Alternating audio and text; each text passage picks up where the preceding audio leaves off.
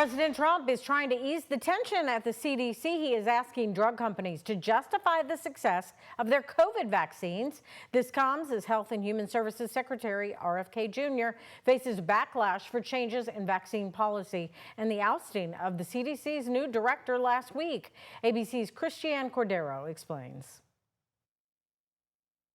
President Trump is weighing in on the growing turmoil at the CDC, asking pharmaceutical companies to justify the success of their COVID vaccines, writing, quote, "Many people think they are a miracle that saved millions of lives. Others disagree."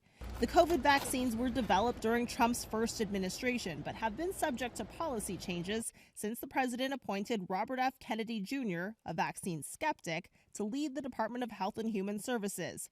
And now 9 of the CDC's former directors who served both Republican and Democratic administrations are speaking out.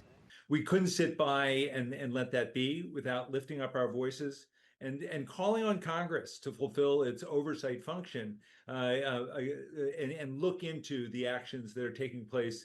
The former CDC directors wrote in a New York Times op-ed that Kennedy has, quote, "severely weakened programs designed to protect Americans from cancer, heart attacks, strokes, lead poisoning, injury, violence, and more." The op-ed comes just days after the ousting of the CDC's new director, Dr. Susan Minares. Sources tell ABC News Minares disagreed with Kennedy over changes to the COVID vaccine policy. Kennedy defended the decision to oust Minares by calling the agency, quote, "troubled."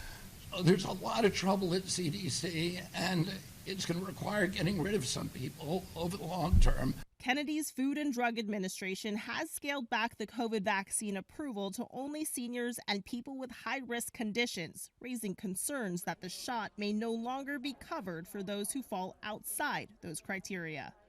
Christiane Cordero, ABC News, Washington.